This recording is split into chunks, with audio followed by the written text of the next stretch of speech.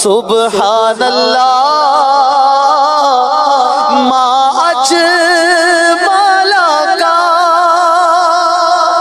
ما حسن کا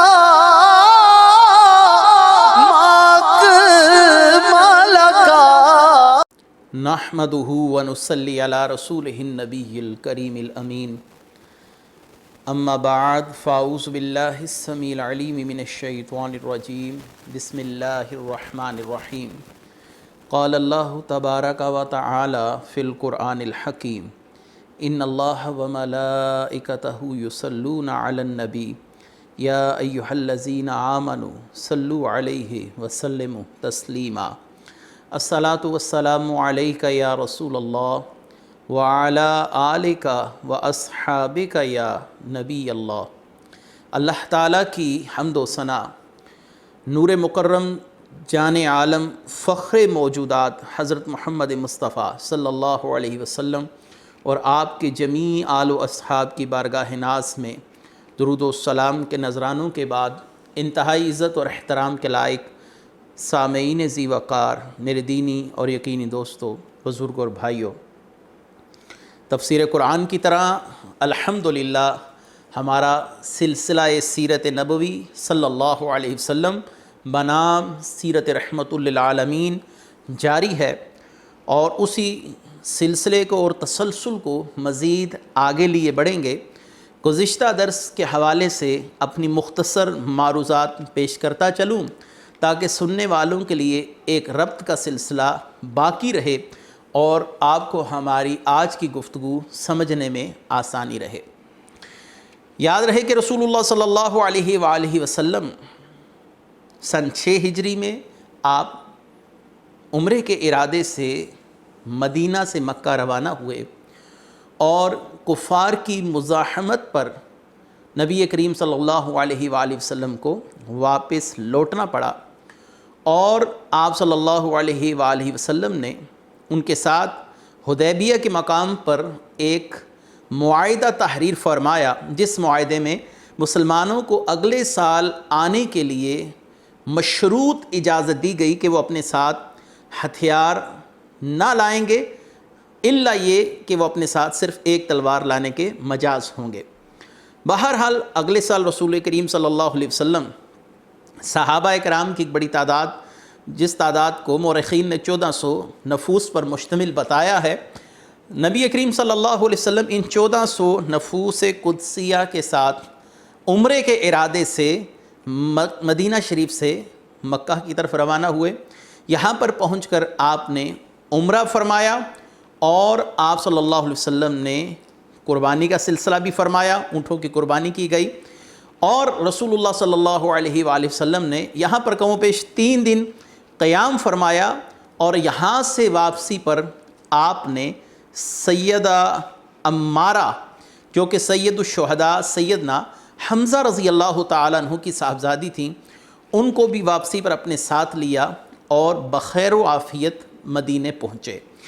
یہ تھے 7 ہجری تک کے وہ واقعات جو بڑی تفصیل اور بڑی وضاحت کے ساتھ ہم پیش کر چکے ہیں۔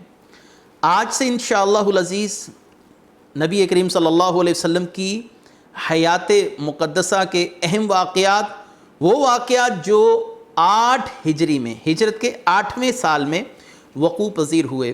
گویا 11 ہجری رسول اللہ صلی اللہ علیہ وسلم کا وصال اقدس ہے، تو یہ 8، 9 اور 10 3 سال مکمل، اور 11 ہجری کے چند ماہ یہ رسول اللہ صلی اللہ علیہ وسلم کی حیات مقدسہ کے حوالے سے ہمارے اگلے دروس کا سلسلہ رہیں گے، اور انشاءاللہ العزیز اس کے بعد دیکھیں گے کہ اللہ تبارک و تعالیٰ نے ہمیں جو توفیق مرحمت فرمائی اس حوالے سے اپنے معاملات کو آگے لے کر بڑھیں گے۔ بہرحال آج اللہ تعالیٰ کے نام سے اور اللہ تبارک و تعالیٰ کی توفیق سے ہم ہجرت کے 8ویں سال کے اہم واقعات کی طرف لوٹتے ہیں۔ نبی کریم صلی اللہ علیہ وآلہ وسلم کے حوالے سے دعوت و تبلیغ کا سلسلہ جاری ہے۔ صحابہ کرام مختلف مقامات، مختلف علاقے، مختلف خطوں میں اسلام کی دعوت لے کر پہنچ رہے ہیں۔ 8 ہجری کا سال ابتدائی ایام میں مسلمانوں کے لیے انتہائی مبارک ثابت ہوا، اور 3 اہم ترین شخصیات جو اسلام کے خلاف عملی طور پر بہت بڑا نقصان کا سبب بن چکی تھیں، اب ان 3 شخصیات نے اسلام قبول کیا۔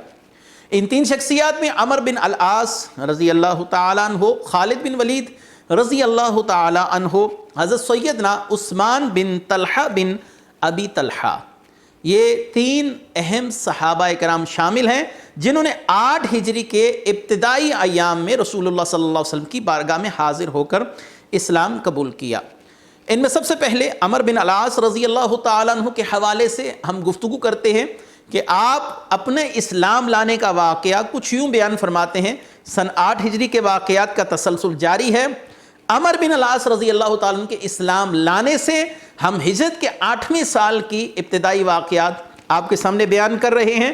نبی کریم صلی اللہ علیہ وسلم کے حوالے سے عمر بن العاص فرماتے ہیں، میرے دل میں انتہائی شدید نفرت تھی اور میں جنگوں میں یہ بات دیکھ چکا تھا کہ ہماری جنگیں جتنی بھی مسلمانوں کے ساتھ ہوئیں، مسلمان قلیل تعداد میں ہونے کے باوجود مسلمانوں نے انتہائی جرأت مندی کے ساتھ ہمارا مقابلہ کیا اور فتوحات کو کفار کے قریب تک بھٹکنے نہیں دیا۔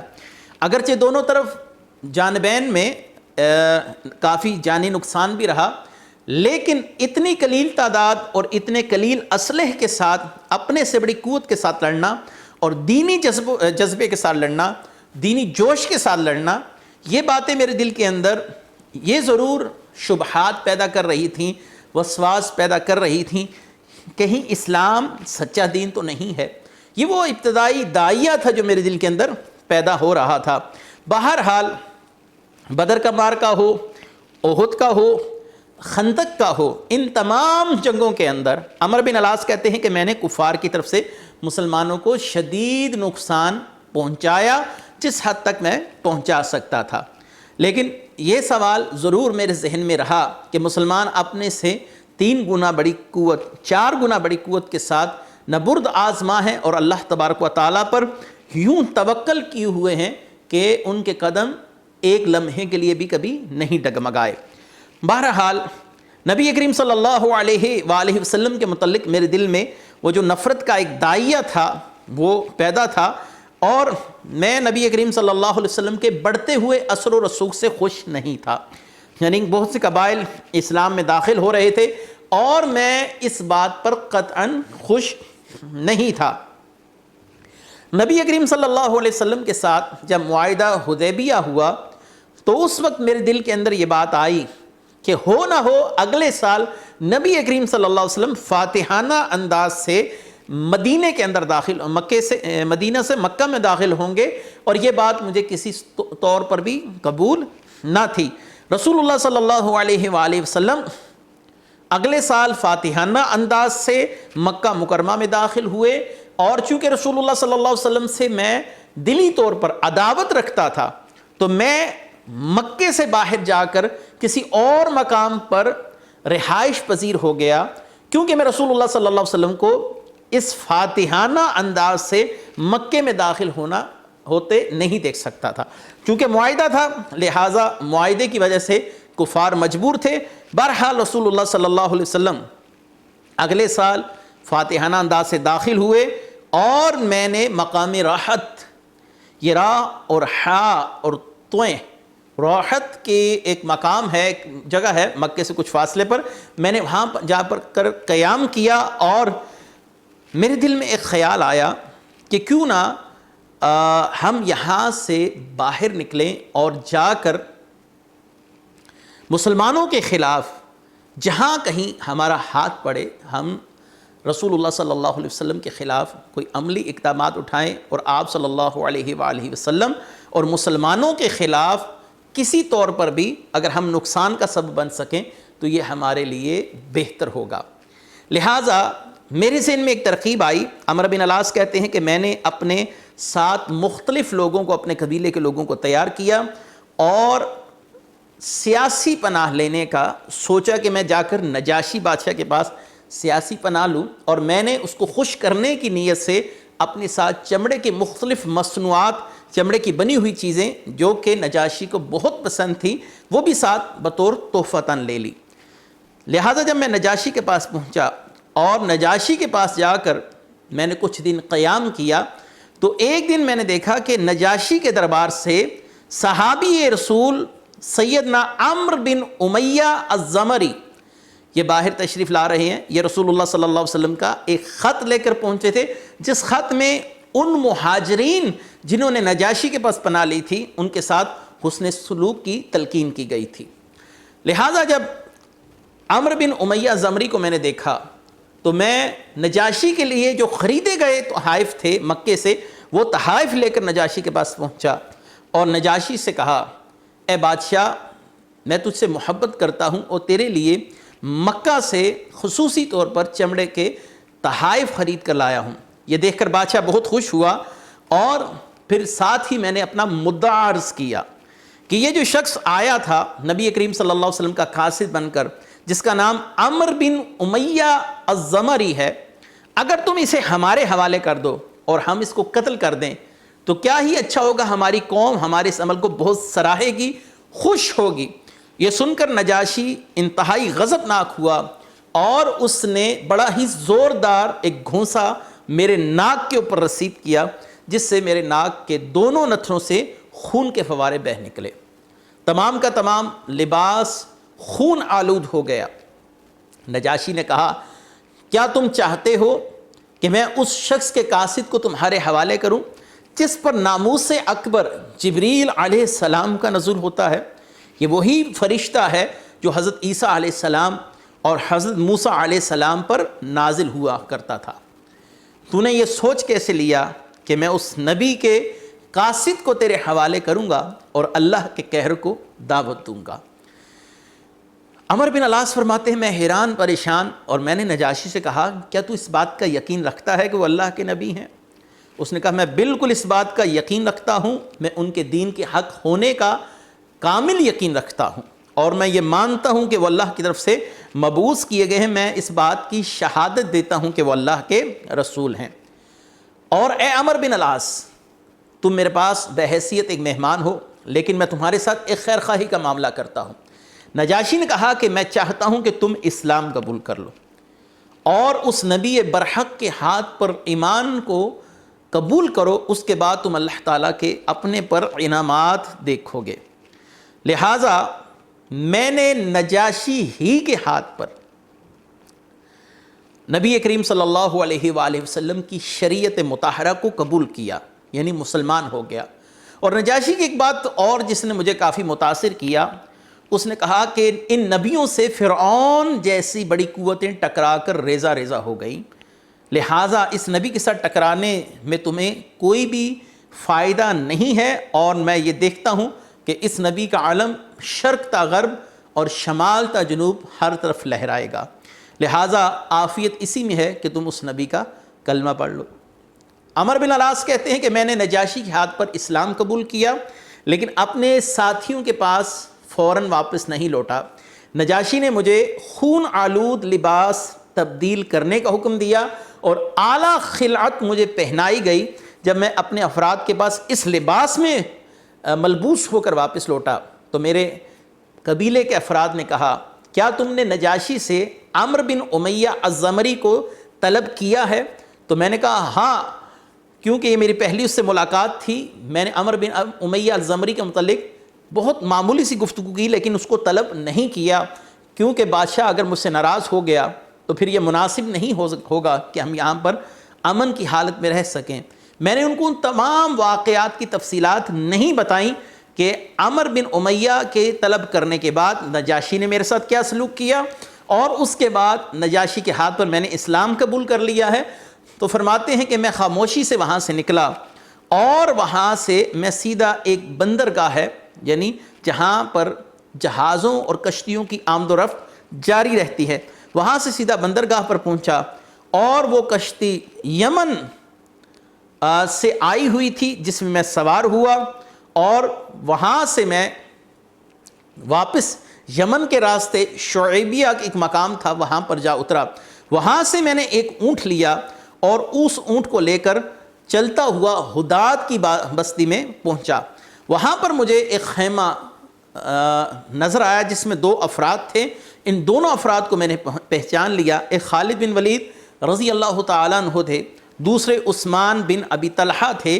میں نے جب ان دونوں افراد کو پہچان لیا تو ان دونوں نے مجھ سے سوال کیا کہ تم کہاں سے آئے ہو اور کہاں جا رہے ہو.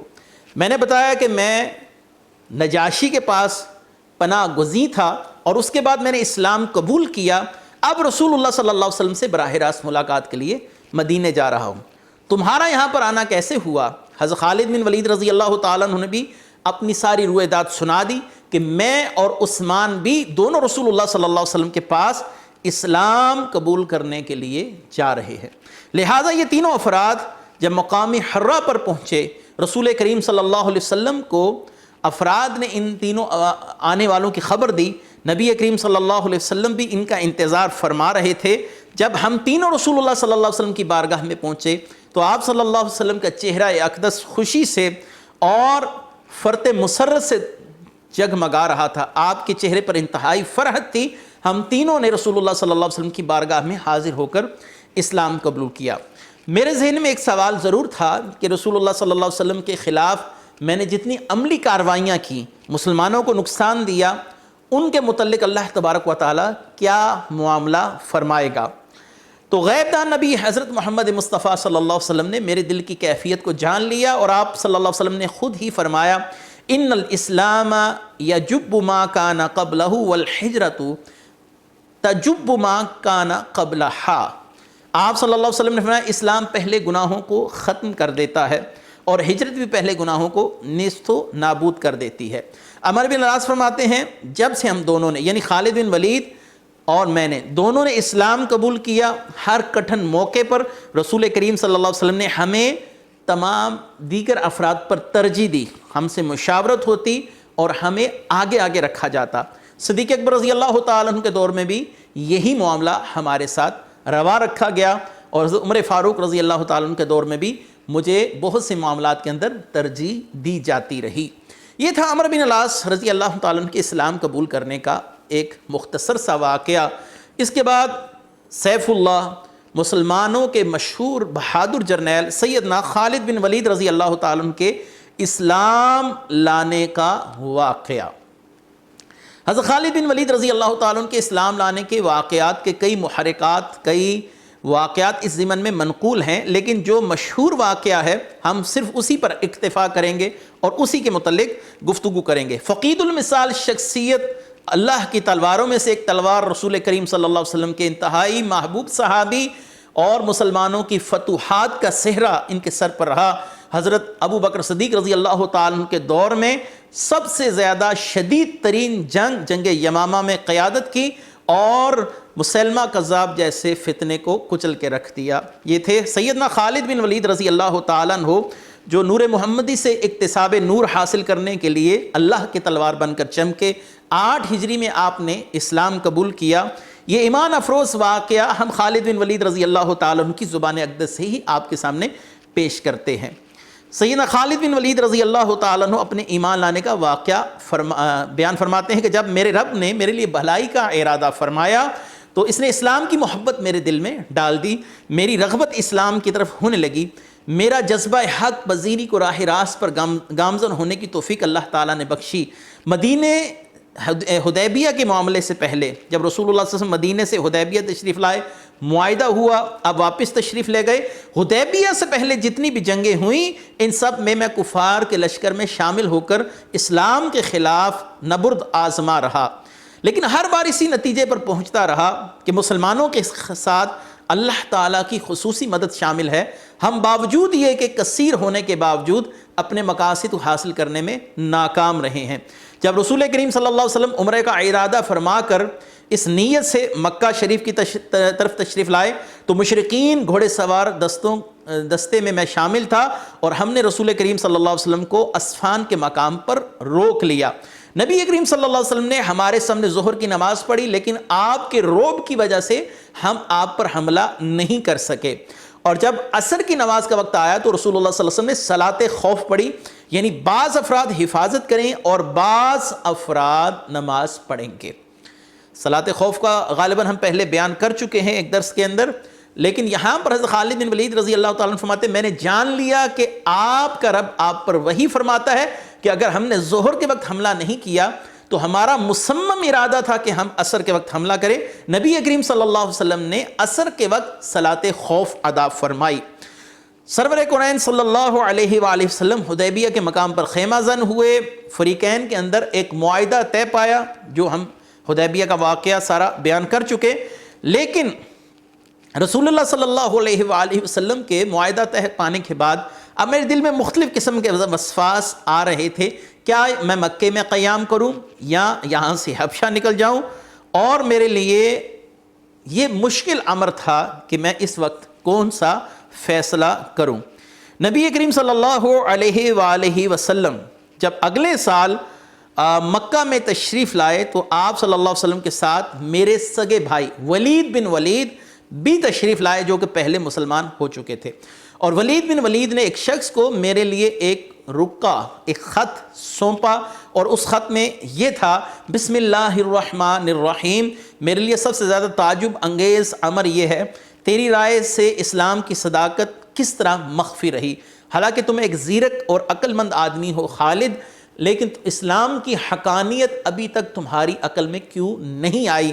میں چاہتا ہوں کہ اللہ تعالیٰ تمہیں اسلام کی دولت سے بہرہ مند فرمائے اور تمہاری عقل اور زیرک پن سے اللہ تعالیٰ اسلام کو نفع پہنچائے. اور جو زندگی تم نے اسلام کے خلاف لڑتے ہوئے ضائع کر دی اب اس کا خمیازہ بھگتو، یا اس کا ایک کفارہ ہے کہ تم مسلمان ہو جاؤ اور اپنی باقی زندگی مسلمانوں کے ساتھ مل کر کفر کے خلاف جنگ کرو. خالد بن ولید رضی اللہ تعالیٰ عنہ فرماتے ہیں جب میرے بھائی کا یہ خط مجھ تک پہنچا تو یہ خط پڑھ کر میری دل کی دنیا میں ایک انقلاب آیا اور اسلام کے خلاف جو نفرت تھی وہ سب کی سب کافور ہو گئی، ختم ہو گئی. اور میں نبی کریم صلی اللہ علیہ وآلہ وسلم سے ملنے کا متمنی ہو گیا. میں نے مکے میں خواب بھی دیکھا کہ میں ایک بنجر علاقے سے نکل کر ایک سرسبز علاقے میں داخل ہو رہا ہوں. چونکہ خوابوں کی تعبیر کے حوالے سے صدیق اکبر رضی اللہ تعالیٰ عنہ کو ایک خصوصی مہارت حاصل تھی، تو صدیق اکبر رضی اللہ تعالیٰ عنہ کے پاس میں پہلے گیا. جب میں مکہ سے نکلا تو پھر مدینہ میں پہلے صدیق اکبر کے پاس گیا تو صدیق اکبر رضی اللہ تعالیٰ عنہ سے اس خواب کے متعلق بیان کیا اور اس کی تعبیر جاننا چاہی. سیدنا صدیق اکبر رضی اللہ تعالیٰ عنہ نے اس خواب کی تعبیر یہ بتائی کہ خالد تم ان قریب حالت کفر سے حالت اسلام میں انشاءاللہ العزیز داخل ہو جاؤ گے. جب میں نے بارگاہ رسالت میں حاضری کا پختہ مصمم ارادہ کیا تو میں چاہتا تھا کہ میرے ساتھ کوئی اور شخص بھی اسلام میں داخل ہو، لہٰذا سب سے پہلے میں صفوان بن امیہ کے پاس گیا جس نے رسول اللہ صلی اللہ علیہ وسلم کی بارگاہ میں جانے سے انکار کر دیا. اس کے بعد میں اکرمہ بن ابو جہل کے پاس گیا. اکرمہ بن ابو جہل نے بھی اسلام قبول کرنے سے انکار کر دیا. اس کے بعد آج آ کر عثمان بن طلحہ باقی بچے جو میرے دوست تھے، میں ان کے پاس گیا اور انہیں میں نے ساری صورتحال بتائی اور اسلام کا جو داعیہ میرے دل میں پیدا ہو چکا تھا اس کے متعلق ان کو ساری حقیقت حال سے آگاہ کر دیا. عثمان بن طلحہ بھی میرے ساتھ اسلام قبول کرنے کا عزم اور ارادہ لے کر مکے سے چلے اور ہم نے یہاں پر پہنچ کر حداد کی بستی میں جب قیام کیا تو اس مقام پر عمر بن العاص سے ہماری ملاقات ہو گئی. جو میں پہلے واقعہ بیان کر کے آیا، جب ہم تینوں رسول اللہ صلی اللہ علیہ وآلہ وسلم کی بارگاہ میں پہنچے تو آپ صلی اللہ علیہ وآلہ وسلم کے چہرے کی مسکراہٹ گویا ہمیں پیغام دے رہی تھی، مرحبا، میں جان چکا ہوں کہ تم اسلام قبول کرنے کے لیے آئے ہو. میں نے جاتے ساتھی کہا السلام علیکہ یا نبی اللہ، اے اللہ کے نبی آپ پر سلام ہو. اور اس کے بعد میں نے کہا انی اشہد ان لا الہ الا اللہ وانک رسول اللہ، میں گواہی دیتا ہوں کہ اللہ وحدہ لا شریک ہے اور آپ اللہ کے رسول ہیں. نبی کریم صلی اللہ علیہ وسلم نے کیا ہی خوب کلمات ارشاد فرمائے، الحمدللہ الذی ہداک قد کنت اری لک عقلا رجوت لا یسلمک الا الی خیر. اللہ کی تعریف ہے، وہ تمام تعریفوں کا حقدار وہی ہے جس نے تجھ کو ہدایت دی. مجھے امید تھی کہ تیری عقل خداداد تجھے خیر تک پہنچائے گی. میں نے گزارش کی یا رسول اللہ صلی اللہ علیہ وسلم میں نے متعدد مقامات پر آپ کے خلاف جنگ کی، آپ کو نقصان پہنچایا، مسلمانوں کو شہید کیا، میری پچھلی زندگی کے متعلق کیا فرماتے ہیں؟ آپ نے فرمایا الاسلام یجب ما کان قبلہ، اسلام پہلے گناہوں کو منہدم کر دیتا ہے، ختم کر دیتا ہے۔ اے خالد تجھے مبارک ہو، تم اسلام میں داخل ہو گئے اور آج ایسے ہی ہو کہ تمہارے ذمے کوئی گناہ باقی نہیں ہے۔ پھر آپ صلی اللہ علیہ وسلم نے اپنے دونوں دستے اقدس اٹھائے اور آپ نے فرمایا اللہم اغفر لخالد بن ولید کل ما اودع فیہ من صد عن سبیلک، اے اللہ خالد تیرے راستے سے روکنے کی جتنی کوشش کرتا رہا ہے اس کو معاف فرما دے، یعنی جتنا بھی خالد بن ولید نے اسلام کے خلاف اپنا معاملہ کیا یا اللہ اس کو معاف فرما دے۔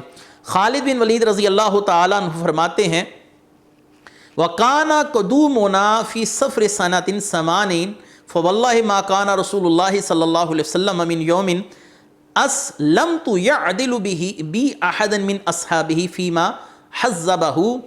ہماری مدینہ منورہ ہجری 8 ہجری میں آمد ہوئی، بس اللہ کی قسم جس روز سے ایمان لایا اس وقت سے رسول اللہ صلی اللہ علیہ وسلم کسی مشکل مرحلہ میں کسی اور صحابی کو میرے ہم پلہ نہیں سمجھتے تھے۔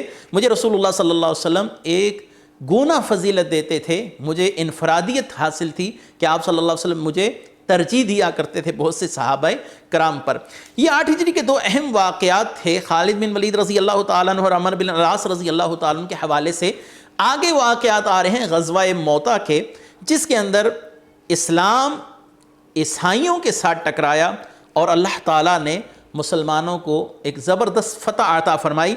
اس جنگ کا ایک خاصہ یہ بھی رہا، اس جنگ کا ایک اہم معاملہ یہ بھی ہے کہ مکے کے گرد و نواح کے تمام عیسائی قبائل نے ان رومیوں کی مدد کی تھی اور مسلمانوں نے بڑی جرأت مندی کے ساتھ ان کا مقابلہ کیا، اور اس جنگ میں بہت سے اہم صحابہ کرام جو اسلام کے لیے بڑے نامور صحابہ تھے ان کو شرف شہادت حاصل ہوا۔